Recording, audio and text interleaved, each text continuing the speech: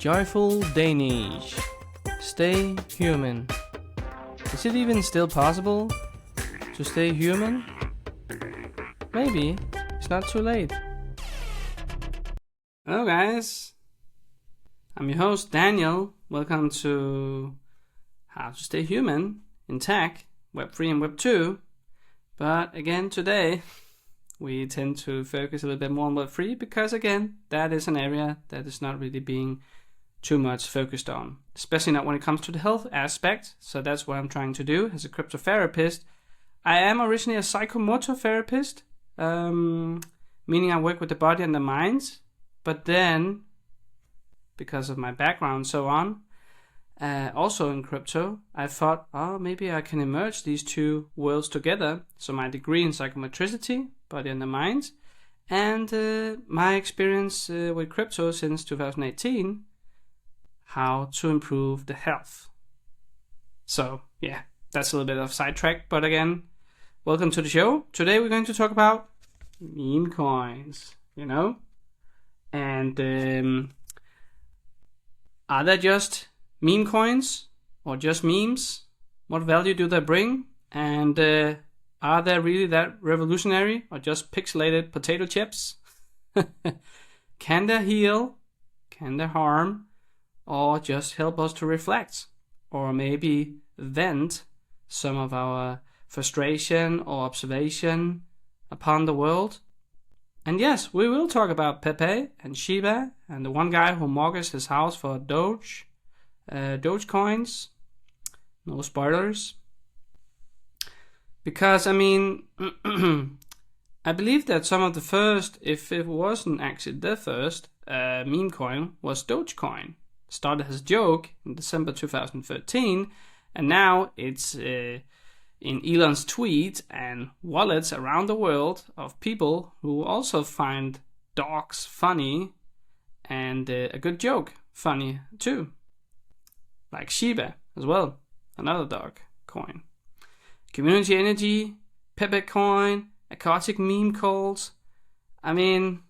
Sure, low stakes, humor, bonding, venting a little bit. Express your opinions in a more anonymous way, I guess, as well. But there is also rock risk, usually actually, false hopes, and identity confusion. We can see, for example, I found 3 movies that's actually about meme coins. The first one is actually Feels Good Man, and that is the movie for this guy. Yeah. Pepe. Feels Good Man from 2020. Again, all the links will be below, but it follows Pepe the Frog's evolution from indie comic to hate symbol, creator Matt Fury's attempt to reclaim meaning. And even though you can't control every use of your creation, you can reclaim the narrative and affirm your values. And there are different reviews from the IMDb, and I like there was this one in the end that he said, I think this guy is no, there's no name to this, but anyway, he said while he had this point, while the film tries to end on a positive note by displaying on how Pepe went from an alt-right symbol in the US to a symbol of freedom in Hong Kong protest, it feels like a lackluster solution and rose-colored view, frustratingly trying to giving the viewer a hopeful messages while denying the harsher truth and reality that it is himself has painted. While it is great to see that Pepe can still be a symbol of hope and positivity, the true conclusion is much more ambiguous, demonstrating how we can project almost any emotion onto a character or a piece of media, memeing it into this or that. Everything comes with a dark side, or at least the potential of evil, while we can hope that good is the stronger force. It doesn't really make it easier to put a stop to the bad. And I was like, that's actually an interesting point because, feels good, man. Pepe, people have a lot of different emotions around this character, and I believe that it is sort of like the same when it comes to art. That the memes are the everyday people's art, because art, often when I have talked to artists in the past, it's about that it needs to touch something. You have to move body, move somebody, move people, move the people, and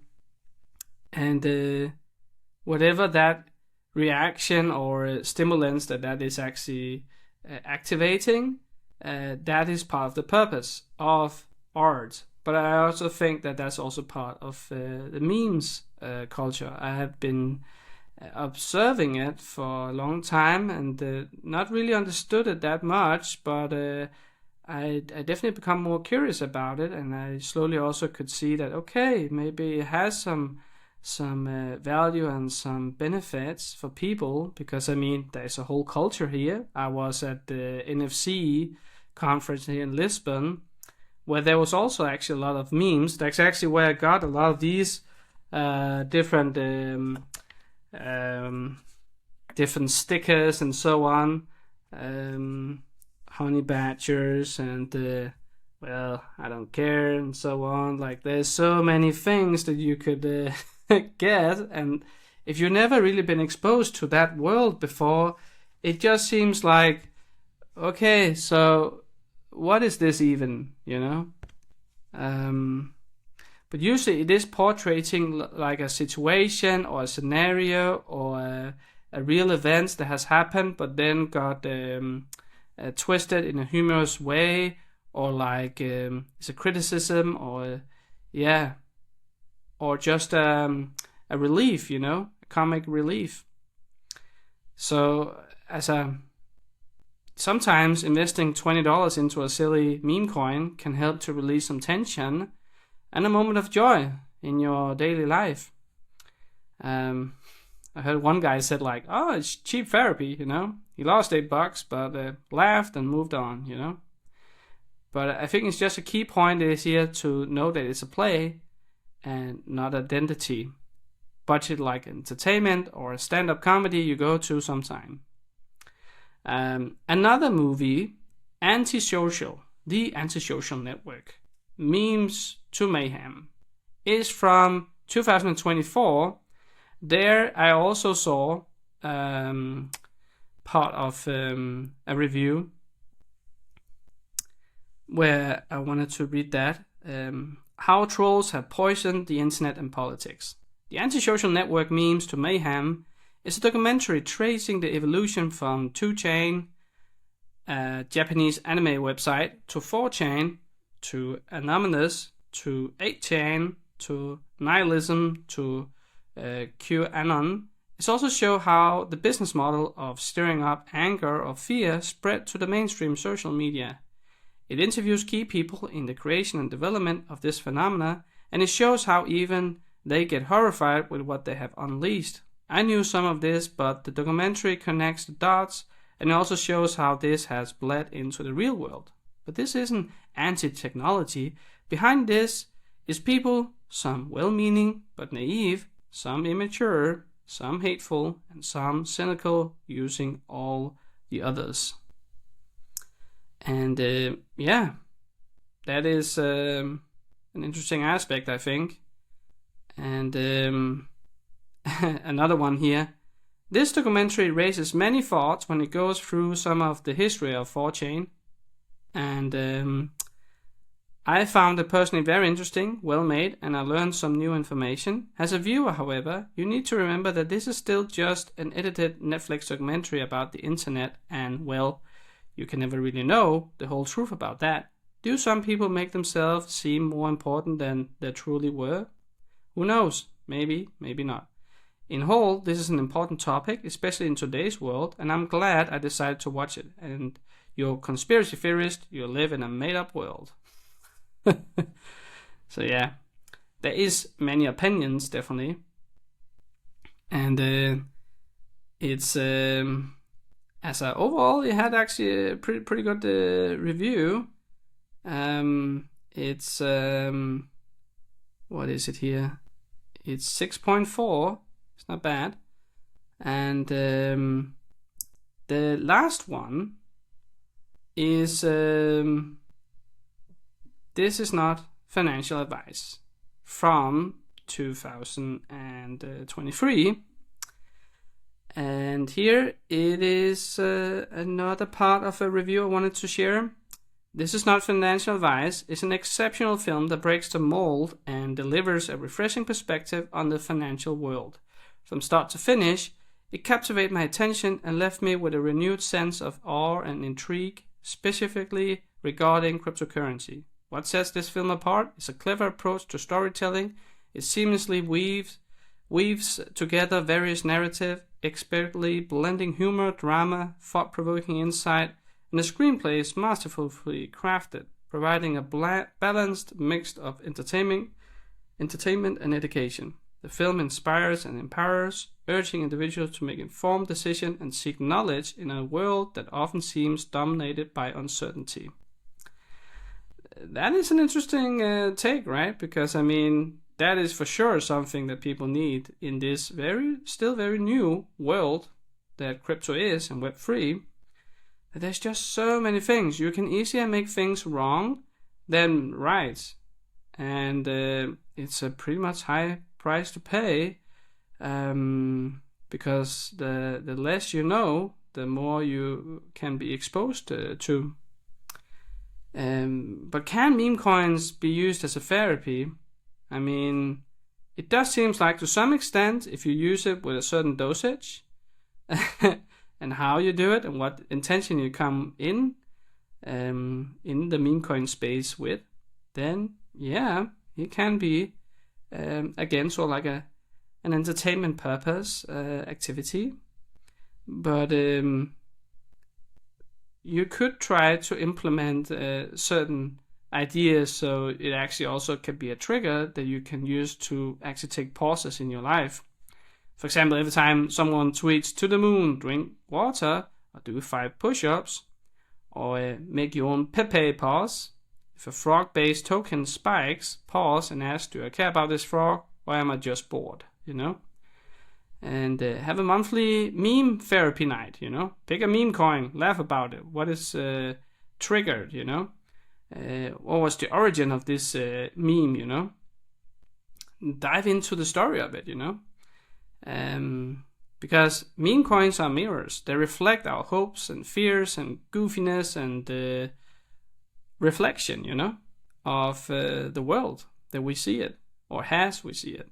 So invest in humor, or with humor, might say, but with limits, you know, with wisdom. Laugh, but don't forget who's holding the phone. You know. It is kind of important. So again, these different movies will be in the link below. And if you know a good meme movie that I haven't added or want to recommend, then please add it below. Or send it to me, JoyfulDanish@gmail.com. And what are your thoughts on meme coins in general? Do you use them as a therapy? Or what's the purpose of your meme passion? If you have that, you might say.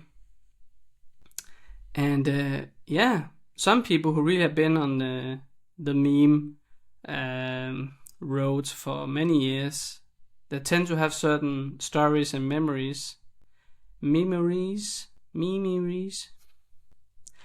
And that could be interesting to hear more about. Do you use it actually as an active tool to maybe self-care, to wind down, to maybe not take life so seriously, you know? Like if you are in crypto, it can be kind of harsh and rough and stressful. So maybe